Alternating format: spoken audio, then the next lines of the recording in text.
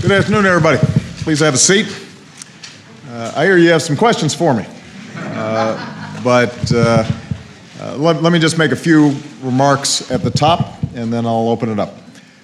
First of all, I want to reiterate what I said on Friday. Right now, our economy is still recovering from a very deep and damaging crisis, so our top priority has to be jobs and growth. We've got to build on the progress that we've made, because this nation succeeds when we've got a growing, thriving middle class. And that's the idea at the core of the plan that I talked about on the campaign trail over the last year. Rewarding manufacturers and small businesses that create jobs here, not overseas. Providing more Americans the chance to earn the skills that businesses are looking for right now. Keeping this country at the forefront of research, technology, and clean energy. Putting people back to work, rebuilding our roads, our bridges, and our schools, and reducing our deficit in a balanced and responsible way.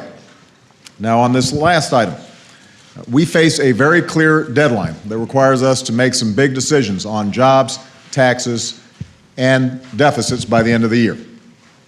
Both parties voted to set this deadline, and I believe that both parties can work together to make these decisions in a balanced and responsible way. Yesterday, I had a chance to meet with labor and civic leaders for their input. Today, I'm meeting with CEOs of some of America's largest companies, and I'll meet with leaders of both parties of Congress before the week is out, because there's only one way to solve these challenges, and that is to do it together. As I've said before, I'm open to compromise and I'm open to new ideas. And I've been encouraged over the past week to hear Republican after Republican agree on the need for more revenue from the wealthiest Americans as part of our arithmetic if we're going to be serious about reducing the deficit. Because when it comes to taxes, there are two pathways available. Option one, if Congress fails to act by the end of this year, everybody's taxes will automatically go up, including the 98% of Americans who make less than $250,000 a year, and the 97% of small businesses who earn less than $250,000 a year. That doesn't make sense. Our economy can't afford that right now. Certainly no middle-class family can afford that right now. And nobody in either party says that they want it to happen. The other option is to pass a law right now that would prevent any tax hike whatsoever on the first $250,000 of everybody's income. And by the way, that means every American, including the wealthiest Americans, get a tax cut. It means that 98% of all Americans and 97% of all small businesses won't see their taxes go up a single dime. The Senate has already passed a law like this. Democrats in the House are ready to pass a law like this. And I hope Republicans in the House come on board too. We should not hold the middle class hostage while we debate tax cuts for the wealthy. We should at least do what we agree on, and that's to keep middle class taxes low. And I'll bring everyone in to sign it right away so we can give folks some certainty before the holiday season. I won't pretend that figuring out everything else will be easy, but I'm confident we can do it, and I know we have to.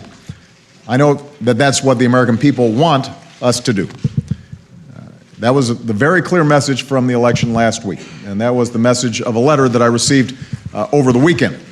It came from a man in Tennessee who began by writing that he didn't vote for me, which is okay. But what he said was, even though he didn't give me his vote, he's giving me his support to move this country forward. And he said the same to his Republican representatives in Washington. He said that he'll back each of us, regardless of party, as long as we work together to make life better for all of us. And he made it clear that if we don't make enough progress, he'll be back in touch. So my hope, he wrote, is that we can make progress in light of personal and party principles, special interest groups, and years of business as usual. We've got to work together and put our differences aside. I couldn't say it better myself. That's precisely what I intend to do. And with that, let me open it up for your questions. And I'm going to start off with Ben Feller of AP.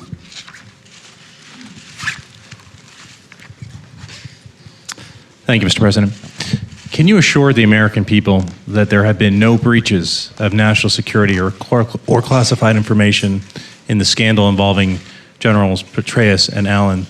And do you think that you, as Commander-in-Chief, and the American people should have been told that the CIA chief was under investigation before the election? Well, I have no evidence at this point, from what I've seen, that classified information was disclosed that in any way would have had a negative impact on our national security. Obviously, there's an ongoing investigation. I don't want to comment on the specifics of the investigation. The FBI has its own protocols in terms of how they proceed. I'm going to let Director Mueller and others examine those protocols and make some statements to the public generally. I do want to emphasize what I've said before. General Petraeus had an extraordinary career. He served this country with great distinction in Iraq, in Afghanistan, and as head of the CIA. By his own assessment, he did not meet the standards that he felt were necessary as the director of CIA with respect to this personal matter that he is now dealing with his family and with his wife. And it's on that basis that he tendered his resignation, and it's on that basis that I accepted it. But I want to emphasize that from my perspective at least, he has provided this country an extraordinary service. We are safer because of the work that Dave Petraeus has done. And my main hope right now is that he and his family are able to move on and that this ends up being a single side note on what has otherwise been an extraordinary career. What about voters? Do they deserve to know? Again, I think you're going to have to talk to the FBI in terms of what their general protocols are when it comes to what started off as a potential criminal investigation. One of the challenges here is that we're not supposed to meddle in criminal investigations, and that's been our practice. I think that there are certain procedures that both the FBI follow or DOJ follow when they're involved in these investigations. That's traditionally been how we view things, in part because people are innocent until proven guilty, and we want to make sure that we don't prejudge these kinds of situations. My expectation is that they follow the protocols that they already established. Good. Jessica Yellen. Where's Jessica? Right there. Mr. President, on the fiscal cliff, 2 years ago, sir, you said that you wouldn't extend the Bush-era tax cuts, but at the end of the day, you did. So, respectfully, sir, why should the American people and the Republicans believe that you won't cave again this time? Well, 2 years ago, the economy was in a different situation. We were still very much in the early parts of recovering from the worst economic crisis since the Great Depression.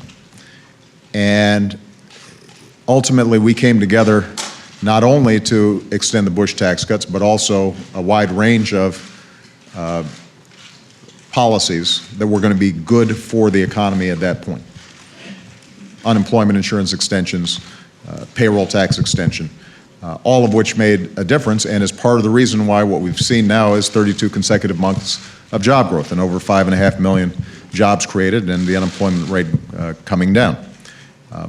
But what I said at the time is what I meant, which is this was a one-time proposition. And what I have told leaders privately as well as publicly is that we cannot afford to extend the Bush tax cuts for the wealthy. What we can do is make sure that middle-class taxes don't go up. And so the most important step we can take right now, and I think the foundation for a deal that helps the economy, creates jobs, gives consumers certainty, which means gives businesses confidence that they're going to have consumers during the holiday season, is if we right away say 98% of Americans are not going to see their taxes go up. 97% of small businesses are not going to see their taxes go up. If we get that in place, we are actually removing half of the fiscal cliff. Half of the danger to our economy is removed by that single step. And what we can then do is shape a process whereby we look at tax reform, which I'm very eager to do. I think we can simplify our tax system. I think we can make it more efficient. We can eliminate loopholes and deductions that have a distorting effect on our economy. I believe that we have to continue to take a serious look at how we reform our entitlements because healthcare costs continue to be the biggest driver of our deficits. So there is a package to be shaped, and I'm confident that folks of goodwill in both parties can make that happen. But what I'm not going to do is to extend Bush tax cuts for the wealthiest 2% that we can't afford, and according to economists, will have the least positive impact on our economy. You've said that the wealthiest must pay more. Would closing loopholes instead of raising rates for them satisfy you? I think that there are loopholes that can be closed, and we should look at how we can make the process of deductions, the filing process easier, simpler.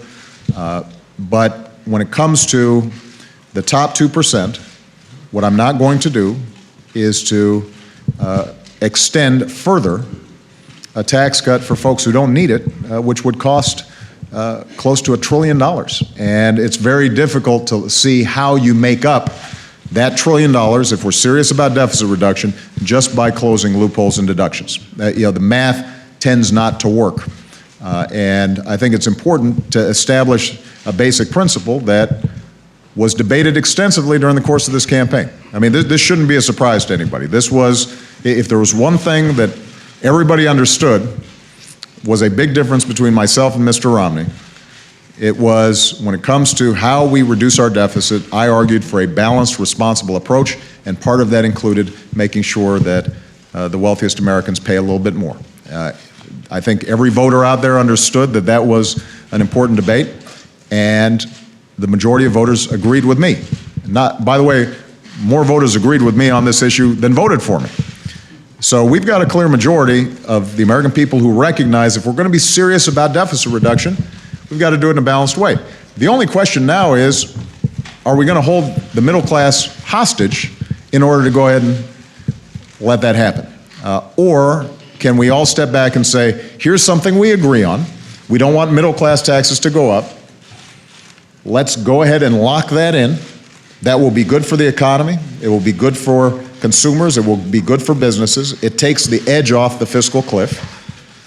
And let's also then commit ourselves to the broader package of deficit reduction that includes entitlement changes, and it includes potentially tax reform, as well as I'm willing to look at additional work that we can do on the discretionary spending side. So I want a big deal. I want a comprehensive deal. I want to see if we can, at least for the foreseeable future, provide certainty to businesses and the American people so that we can focus on job growth, so that we're also investing in the things that we need. But right now, what I want to make sure of is that taxes on middle-class families don't go up, and there's a very easy way to do that. We could get that done by next week. Okay. Lori Montenegro, Telemundo. Where's that? Thank you, Mr. President. On immigration reform, the criticism in the past has been that you did not put forth legislation with specific ideas and send it up to the Hill. This time around, you have said again that this will be one of the top priorities for a second term. Will you then send legislation to the Hill? And exactly what do you envision is broad immigration reform? Does that include a legalization program? And also, what lessons, if any, did Democrats learn from this last election and the Latino vote? Well, I think what was incredibly encouraging was to see a significant increase in Latino turnout. This is the fastest growing group in the country. And, you know, historically, what you've seen is Latino vote at lower rates than the broader population, and that's beginning to change. You're starting to see a sense of empowerment and civic participation that I think is going to be powerful and good for the country. And it is why I'm very confident that we can get immigration reform done. You know, before the election, I had given a couple of interviews where I predicted that the Latino vote was going to be strong and that would cause some reflection on the part of Republicans about their position on immigration reform. I think we're starting to see that already. I think that's a positive sign. This has not historically been a partisan issue. We've had President Bush and John McCain and others who have supported comprehensive immigration reform in the past, so we need to seize the moment. And my expectation is that we get a bill introduced and we begin the process in Congress very soon after my inauguration. And in fact, some conversations I think are already beginning to take place among senators and congressmen and my staff about what would this look like.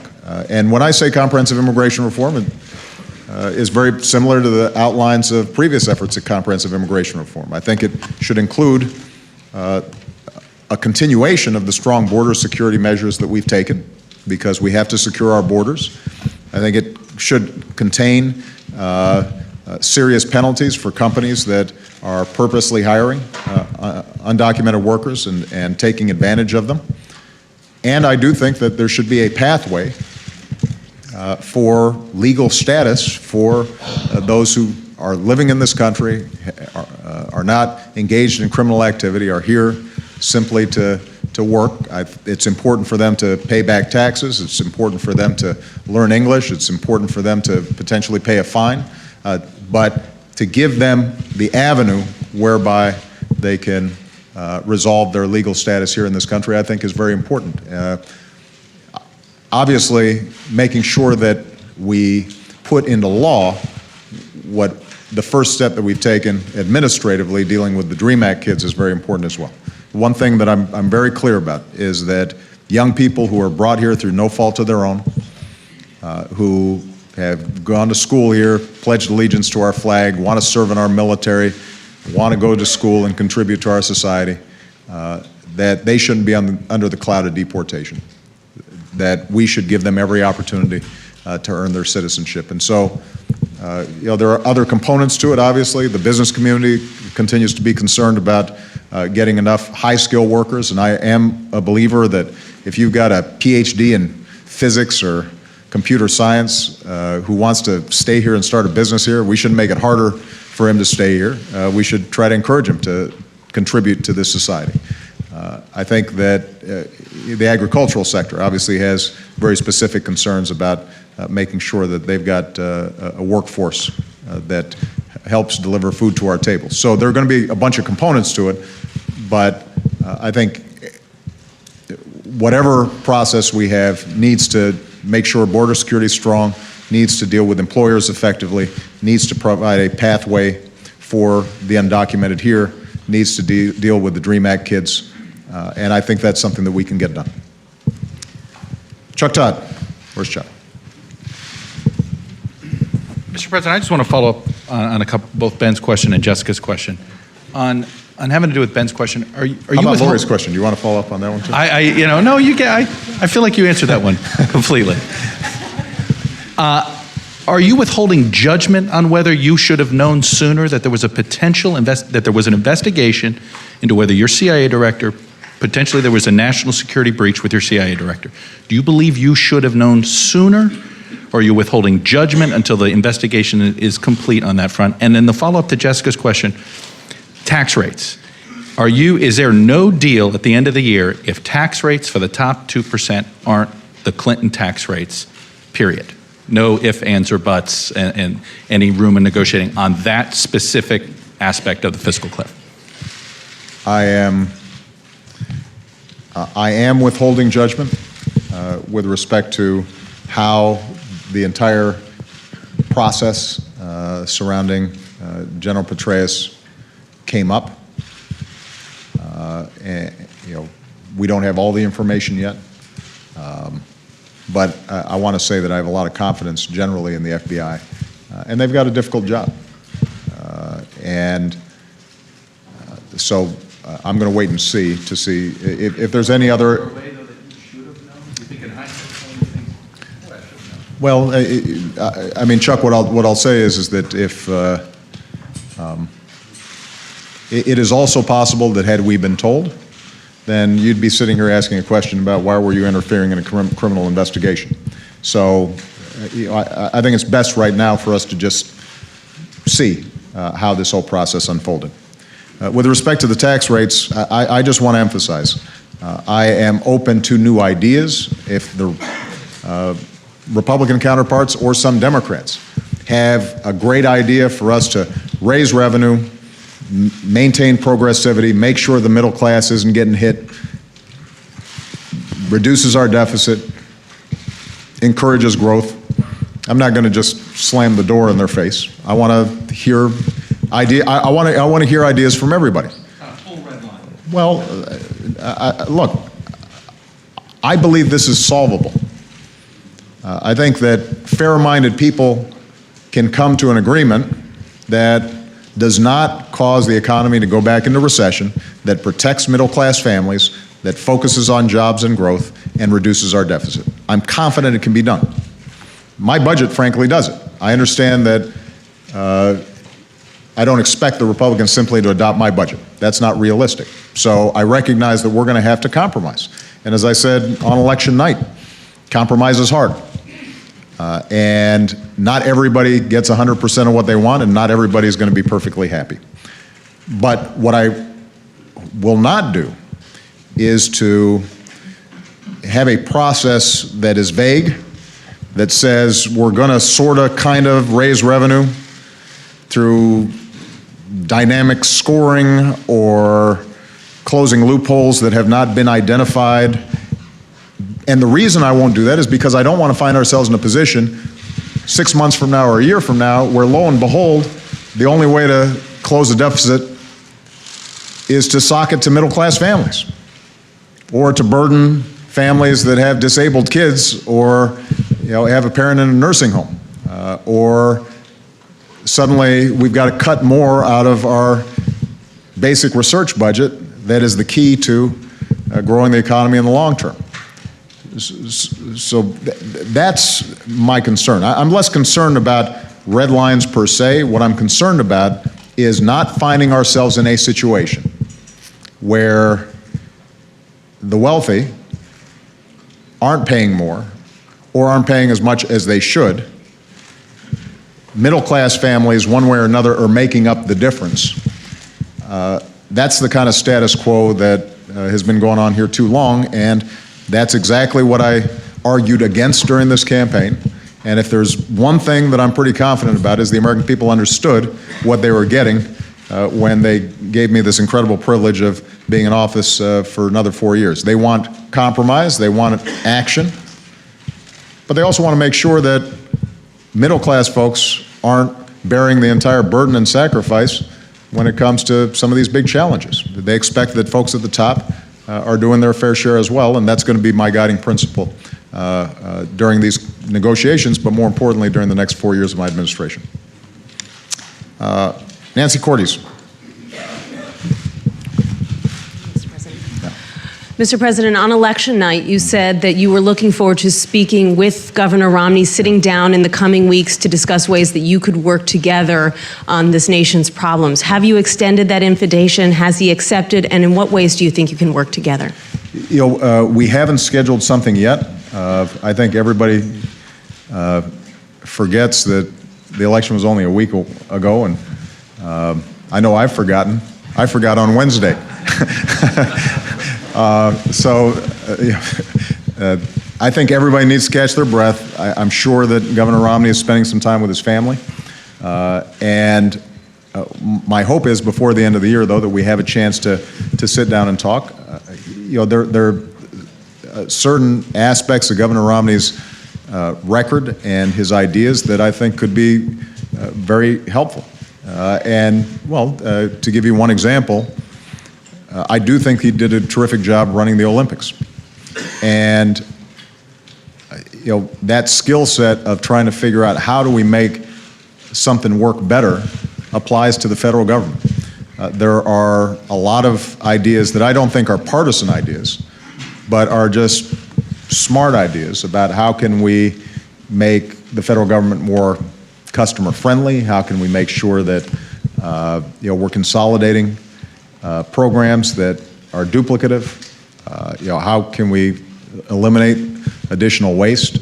He presented some ideas during the course of the campaign that I actually agree with, and so it'd be interesting to talk to him about something like that.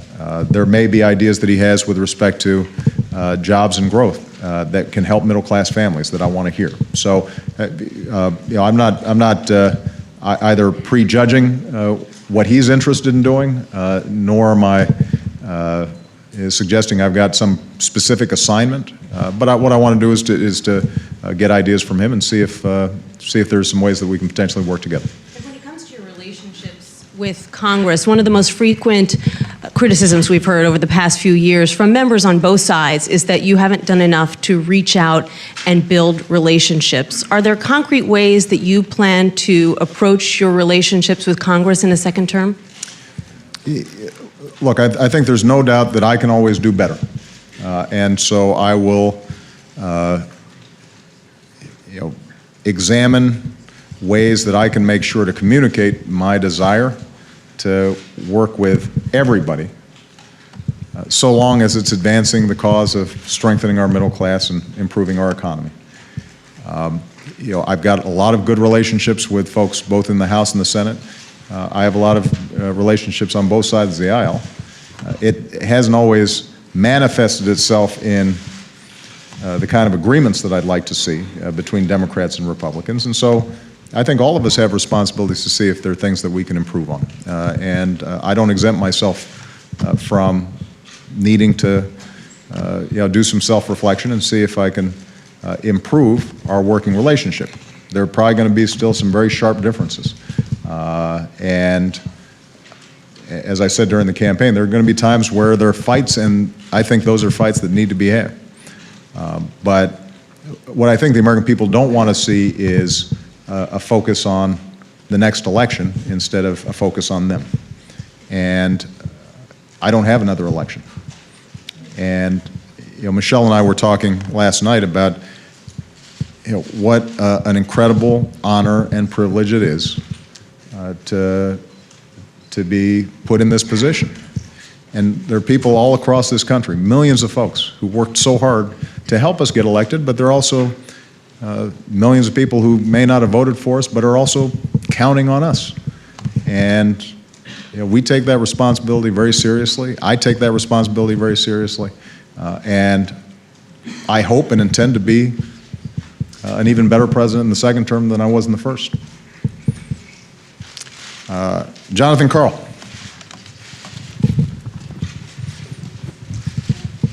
Thank you, Mr. President. Senator John McCain and Senator Lindsey Graham both said today that they want to have Watergate-style hearings on the attack on the U.S. consulate in Benghazi, and said that if you nominate Susan Rice to be Secretary of State, they will do everything in their power to block her nomination. As Senator Graham said, he simply doesn't trust Ambassador Rice after what she said about Benghazi. I'd like your reaction to that, and would those threats deter you from making a nomination like that? Well, first of all, I'm not going to comment at this point on various nominations that I'll put forward to fill out my cabinet for the second term. Those are things that are still being discussed. But let me say specifically about Susan Rice. She has done exemplary work. She has represented the United States and our interests in the United Nations with skill and professionalism and toughness and grace. As I've said before, she made an appearance at the request of the White House in which she gave her best understanding of the intelligence that had been provided to her. If Senator McCain and Senator Graham and others want to go after somebody, they should go after me. And I'm happy to have that discussion with them. But for them to go after the UN ambassador, who had nothing to do with Benghazi, and was simply making a presentation based on intelligence that she had received, and to besmirch her reputation is outrageous. And, you know, we're after an election now. I think it is important for us to find out exactly what happened in Benghazi, and I'm happy to cooperate in any ways that Congress wants. We have provided every bit of information that we have, and we will continue to provide information, and we've got a full-blown investigation, and all that information will be disgorged to Congress. And I don't think there's any debate in this country that when you have 4 Americans killed, that's a problem. And we've got to get to the bottom of it, and there needs to be accountability. We've got to bring those who carried it out to justice. They won't get any debate from me on that. But when they go after the UN ambassador, apparently because they think she's an easy target, then they've got a problem with me. And should I choose, if I think that she would be the best person to serve America in the capacity of the State Department, then I will nominate her. That's not a determination that I've made yet. Okay. Ed Henry.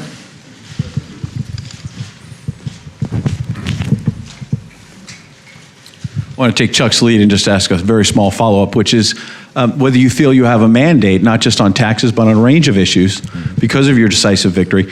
But I want to stay on Benghazi based on what John asked, because you said if they want to come after me, come after me.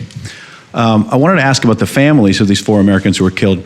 Sean Smith's father, Ray, said he believes his son basically called 911 for help, and they didn't get it. And I know you've said you grieve for these 4 Americans, that it's being investigated, but the families have been waiting for more than 2 months. So I would like for you to address the families if you can. On 9/11, as Commander-in-Chief, did you issue any orders to try to protect their lives?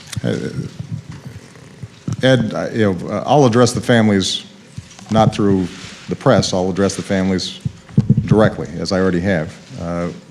And we will provide all the information that is available about what happened on that day. That's what the investigation's for. But as I said repeatedly, if people don't think that we did everything we can to make sure that we saved the lives of folks who I sent there and who were carrying out missions on behalf of the United States, then you don't know how our Defense Department thinks, or our State Department thinks, or our CIA thinks. Their number 1 priority is obviously to protect American lives. That's what our job is. Now, Ed, I will put forward every bit of information that we have. I can tell you that immediately upon finding out that our folks were in danger, that my orders to my national security team were do whatever we need to do to make sure they're safe. And that's the same order that I would give any time that I see Americans are in danger, whether they're civilian or military, because that's our number 1 priority. Okay. With respect to the issue of mandate, I've got one mandate. I've got a mandate to help middle-class families and families that are working hard to try to get in the middle class. That's my mandate. That's what the American people said. They said, work really hard to help us. Don't worry about the politics of it. Don't worry about the party interests. Don't worry about the special interests. Just work really hard to see if you can help us get ahead, because we're working really hard out here and we're still struggling, a lot of us. That's my mandate. I don't presume that because I won an election that everybody suddenly agrees with me on everything. I'm more than familiar with all the literature about presidential overreach in second terms. We are very cautious about that. On the other hand, I didn't get reelected just to bask in reelection. I got elected to do work on behalf of American families and small businesses all across the country who are still recovering from a really bad recession, but are hopeful about the future.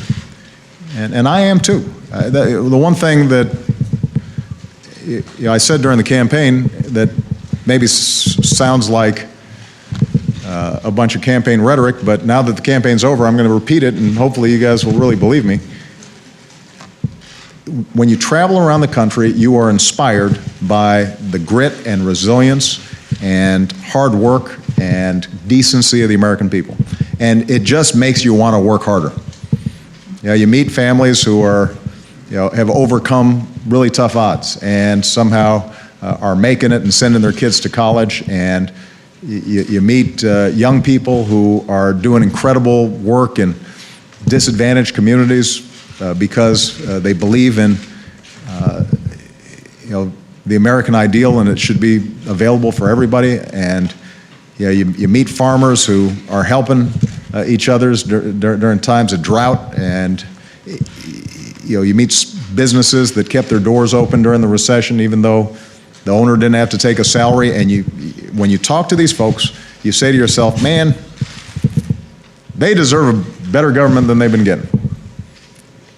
They deserve all of us here in Washington to be thinking every single day, how can I make things a little better for them?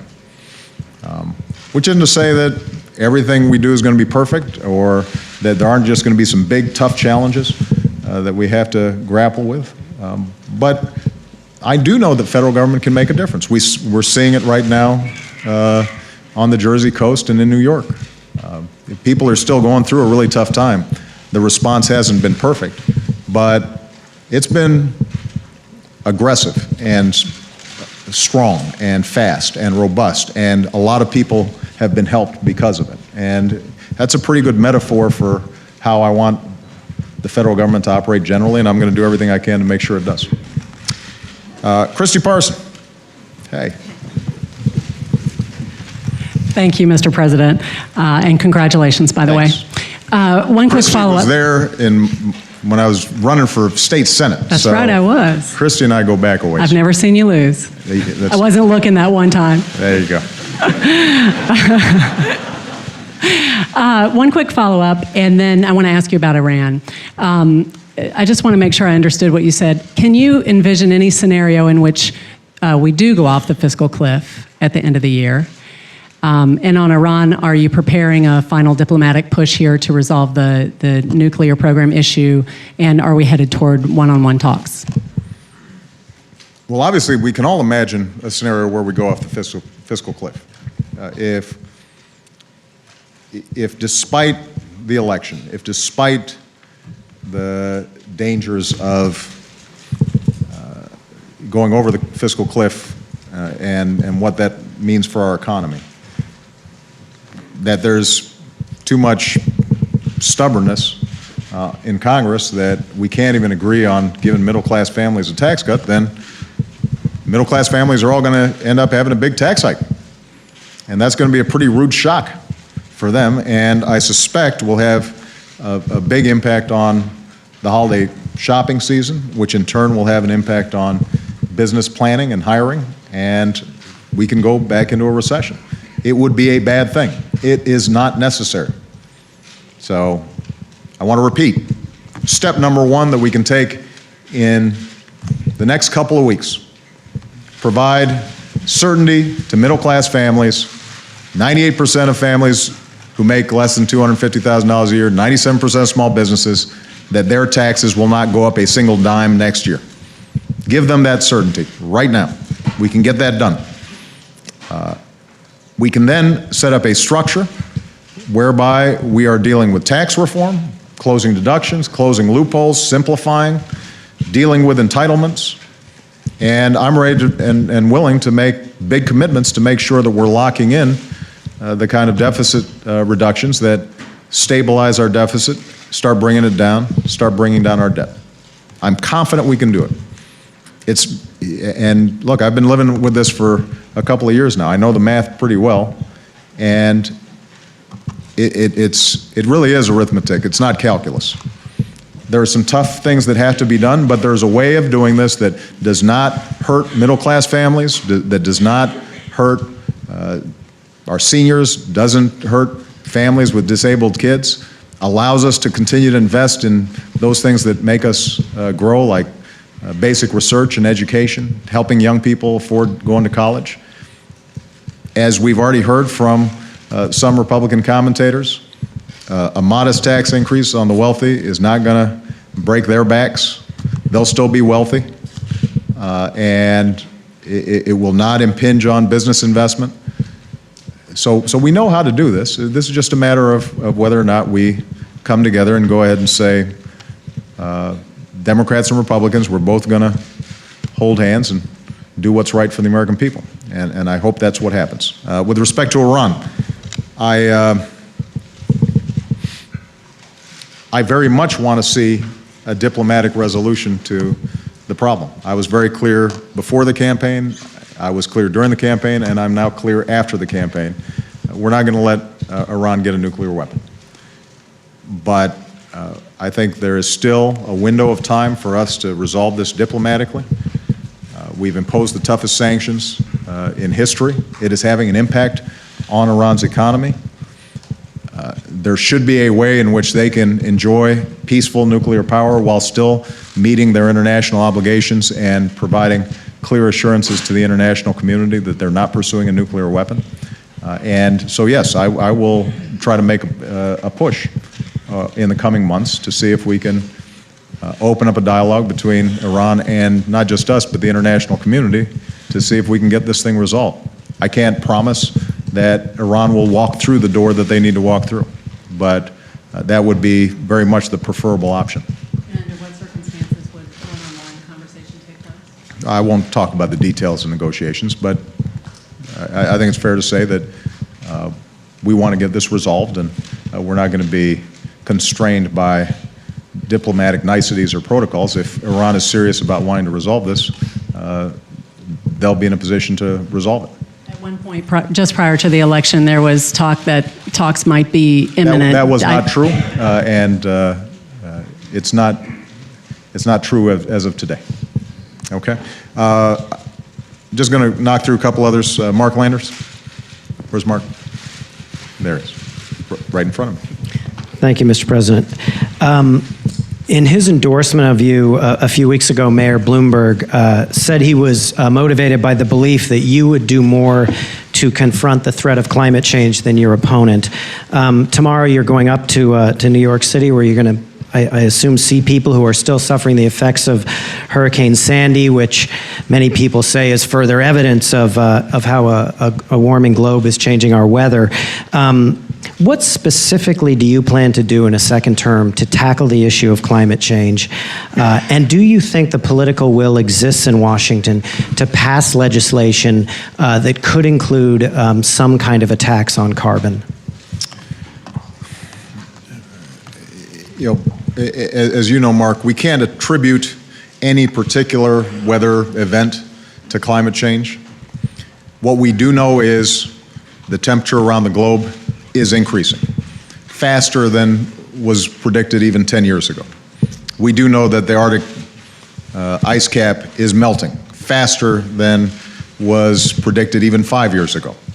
We do know that there have been extraordinarily there have been an extraordinarily large number of severe weather events here in North America, but also around the globe. And I am a firm believer that climate change is real, that it is impacted by human behavior and carbon emissions. And as a consequence, I think we've got an obligation to future generations to do something about it. Now, in my first term, we doubled fuel efficiency standards on cars and trucks. That will have an impact. That will take a lot of carbon out of the atmosphere. We doubled the production of clean energy, which promises to reduce the utilization of fossil fuels for power generation. And we continue to invest in potential breakthrough technologies that could further remove carbon from our atmosphere. But we haven't done as much as we need to. So what I'm going to be doing over the next several weeks, next several months, is having a conversation, a wide-ranging conversation with scientists, engineers, and elected officials to find out what more can we do to make short-term progress in reducing carbons, and then working through an education process that I think is necessary, a discussion, a conversation across the country about what realistically can we do long-term to make sure that this is not something we're passing on to future generations that's going to be very expensive and very painful to deal with. I don't know what either Democrats or Republicans are prepared to do at this point, because this is one of those issues that's not just a partisan issue. I also think there are regional differences. There's no doubt that for us to take on climate change in a serious way would involve making some tough political choices. And understandably, I think the American people right now have been so focused and will continue to be focused on our economy and jobs and growth that if the message is somehow we're going to ignore jobs and growth simply to address climate change, I don't think anybody's going to go for that. I won't go for that. If, on the other hand, we can shape an agenda that says we can create jobs, advance growth, and make a serious dent in climate change and be an international leader, I think that's something that the American people would support. So, you can expect that you'll hear more from me in the coming months and years about how we can shape an agenda that garners bipartisan support and helps moves this agenda forward. It sounds like you're saying, though, in the current environment, we're probably still short of a consensus on some kind of attack. That I'm pretty certain of. And look, we're still trying to debate whether we can just make sure that middle-class families don't get a tax hike. Let's see if we can resolve that. That should be easy. This one's hard, but it's important because one of the things that we don't always factor in are the costs involved in these natural disasters. We just put them off as something that's unconnected to our behavior right now, and I think what, based on the evidence we're seeing, is that what we do now is going to have an impact and a cost down the road if we don't do something about it. All right, last question. Mark Felsenthal. Where's Mark? Thank you. Mr. President, the Assad regime is engaged in a brutal crackdown on its people. France has recognized the opposition coalition. What would it take for the United States to do the same? And is there any point at which the United States would consider arming the rebels? Mm-hmm. I was one of the first leaders, I think, around the world to say Assad had to go in response to the incredible brutality that his government displayed in the face of what were initially peaceful protests. Obviously, the situation in Syria has deteriorated since then. We have been extensively engaged with the international community as well as regional powers to help the opposition. We've committed to hundreds of millions of dollars of humanitarian aid to help folks both inside of Syria and outside of Syria. We are constantly consulting with the opposition on how they can get organized so that they're not splintered and divided in the face of the onslaught from the Assad regime.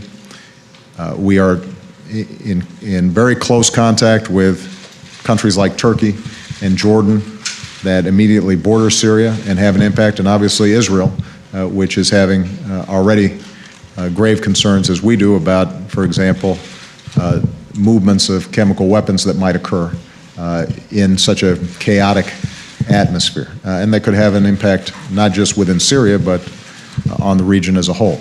I'm encouraged to see that the Syrian opposition created an umbrella group that may have more cohesion than they've had in the past. We're going to be talking to them. My envoys are going to be traveling to various meetings that are going to be taking place with the international community and the opposition We consider them a legitimate representative of the aspirations of the Syrian people. We're not yet prepared to recognize them as some sort of government in exile, but we do think that it is a broad-based representative group. One of the questions that we're going to continue to press is making sure that that opposition is committed to a democratic Syria, an inclusive Syria, a moderate Syria. We have seen extremist elements insinuate themselves into the opposition. And one of the things that we have to be on guard about, particularly when we start talking about arming opposition figures, is that we're not indirectly putting arms in the hands of folks who would do Americans harm or do Israelis harm or otherwise engage in actions that are detrimental to our national security. So we're constantly probing and working on that issue. The more engaged we are, the more we'll be in a position to make sure that that we are encouraging the most moderate, thoughtful elements of the opposition that are committed to inclusion, observance of human rights, and working cooperatively with us over the long term. All right? Thank you very much. On the spending side of the fiscal cliff, because most of the conversation you said one half of the fiscal on the taxes side. On the spending, the 1.2 trillion trigger, is that something that you could see having a short-term postponement for? Because during the debate you said it's not going to happen. That was a great question, but it would be a horrible precedent for me to answer your question just because you yelled it out. So, thank you very much, guys.